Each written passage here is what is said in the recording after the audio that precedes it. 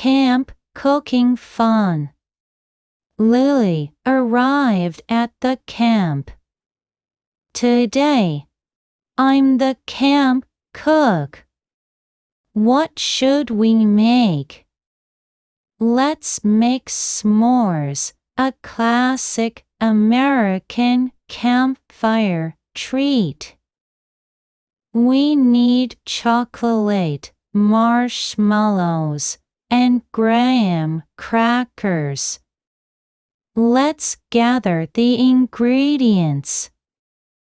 I found the chocolate. I got the marshmallows. And here are the graham crackers. Now, let's start cooking. First, place the chocolate on the cracker. Next, add a marshmallow. Finally, top it with another cracker. Let's heat them over the fire. Be careful, it's hot. They are getting golden brown. They're ready. Let's eat.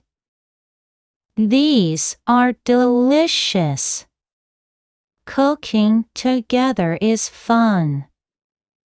Let's do it again tomorrow.